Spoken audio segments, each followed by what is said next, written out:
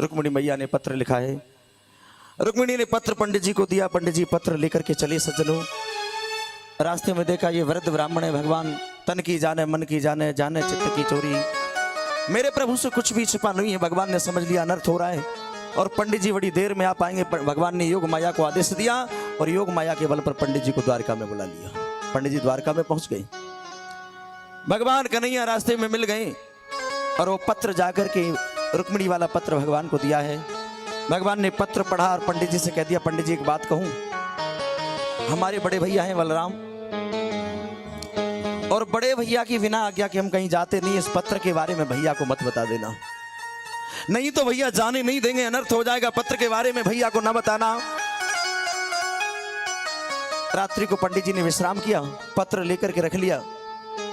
सुबह हुआ, भगवान कन्हैया बोले, भैया ये ब्राह्मण देवता बड़ी दूर से मिलने के लिए आए, आप कहो तो इनको इनके गांव तक छोड़ करके आऊं। कहां से आए? बोले कुंदनपुर से आए हैं।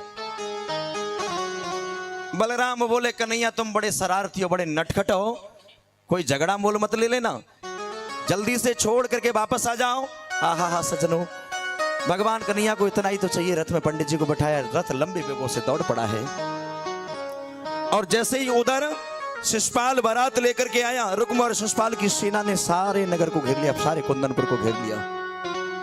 विवाह का समय है, चारों तरफ से रुक्म और शिषपाल की सेना पड़ी हुई है। भगवान गांव से बाहर एक मंदिर था, मंदिर पर रथ को रोक दिया और कहा, पंडित जी जाओ रुक्मिणी को समाचार दे देना, जो उसने पर्चा लिखा था मैं आ चुका हूं। पंडित जी गए और बड़ी प्यारी बात कह दी, रुक्मिणी अगर बुरा ना लगे तो एक बात कह दूं। हाँ, क्या देखा तूने उस पर? एक आंख का, बोलो, एक आंख का काना है, तवे जैसा काला है, इतनी दूर उसके लिए पत्र तूने भेजा है। रुक्मिणी बोली, पंडित जी ये लो अपनी दक्षिणा और आप जाओ, आपका काम हो गया। सुखदेव जी समझाने लगे, राजन अब तक्षक तुम्हें डसेगा, रानी इरावती पुत्र जन्मजय छूट जाएंगे, तुम मृत्यु को प्राप्त हो जाओगे। आगे की कथा मन लगा करके श्रवण करो, आज आपका अंतिम दिन है। सुखदेव जी राजा परीक्षित को कथा श्रवण कराते हुए कहने लगे, परीक्षित राज, भगवान ने रथ को मंदिर पर रोक दिया। अब रुक्मिणी ने अपनी मैया से निवेदन किया, मां मेरा मन करता है कल मेरा विवाह हो जाएगा, मैं देवी जी का पूजन करने जाऊं। सहेलियों को साथ में ले लिया, मैया के हृदय से लग गई और मां से ये कहा, मां शायद मुझे लगता है कि अब मुझे तू कभी नहीं मिलेगी। मैया ने सोचा हो सकता है इसका विवाह हो रहा है इसलिए ऐसी बात कर रही है।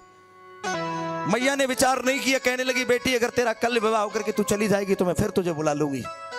बोले, नहीं मां मुझे अब ये लगता है कि शायद मेरा तेरा मिलन कभी नहीं होगा। सहेलियों को साथ में किया और जैसे ही मंदिर पर पहुंची, रुक्मिणी मैया ने पूजा करने का नाटक किया। रुक्मिणी मैया ने पूजा करने का नाटक किया, तब तक एक सहेली की दृष्टि भगवान श्याम सुंदर के रथ पर पहुंच गई।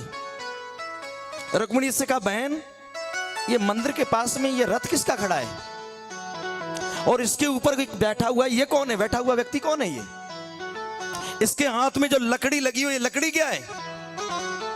रुक्मिणी से प्रश्न कर दिया। रुक्मिणी दौड़ करके भगवान के पास में गई, सारी सहेलियां पास में हैं, सारी सहेलियां हैं। और जैसे ही रुक्मिणी पास में गई, सहेलियां पास में हैं, अब भगवान विचार करने लगे कैसे पहचाने रुक्मिणी कौन सी, कभी देखा तो था नहीं। अब ये आज वाला जमाना थोड़ी था जो व्हाट्सएप से वीडियो कॉल हो जाए, बोलो। अब वो पहचाने कैसे कि रुक्मिणी कौन सी है, कैसे पहचाने रुक्मिणी कौन सी है? अच्छा ये बताओ, शादी का कोई चुनाव चिन्ह मिलता है? चिन्ह मिलता है कोई शादी का? नहीं मिलता। हे भगवान, मिलता है? क्या मिलता है? आहा, कंगन। भगवान विचार करने लगे, मैं कैसे पहचानूं रुक्मिणी कौन सी है? भगवान ने विचार किया, जिसके हाथ में कंगन बंधा होगा वही रुक्मिणी है। और भगवान से रुक्मिणी बातें कर रही थी। रुक्मिणी कहने लगी, तुम्हारा क्या नाम है? बोले, मेरा नाम है कन्हैया। तुम्हारे हाथ में ये लकड़ी लगी हुई है, लकड़ी क्या है? बोले, ये मेरी बंसी। क्या कहा? बोले, ये मेरी बंसी है। बोले, बजा के दिखा दो। बोले, हमने बजाई बसुरिया दुश्मन तोड़ देंगे, बसुरिया चारों तरफ रुक्म और शिषपाल की सेना लगी हुई, हम बंसी नहीं बजाएंगे, मना कर दिया।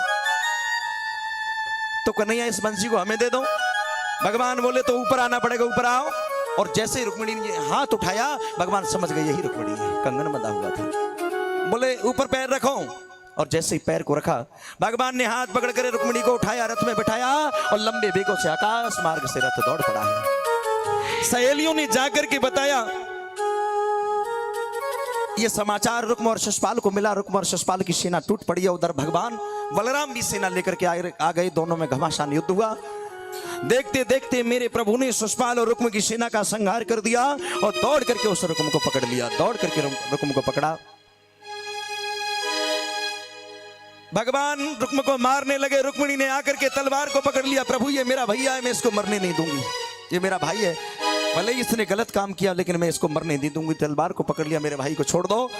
और रुक्मिणी के कहने पर भगवान श्याम सुंदर ने रुक्म को छोड़ दिया। रुक्म को शर्म लगी तो वो कुंदनपुर नहीं आया और कुंदनपुर के पड़ोस में भोजकट नाम का एक नया नगर बसाया और भोजकट नाम के नगर में वो रहने लगा। भोजकट नाम का नगर बसा लिया।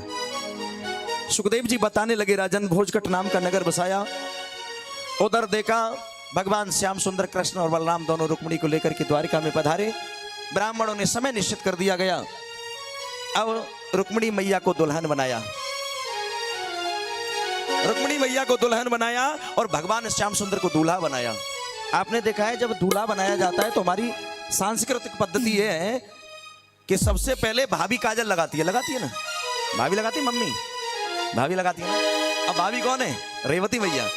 रेवती मैया कहने लगी, कन्हैया हो श्याम, हमने आज तक तुमसे कभी मजाक नहीं किया, आज थोड़ी सी कर ले, विवाह है ना। हाँ, भगवान मुस्कुराए और रेवती मैया काजल लगा रही और भगवान को गालियां देने लगी।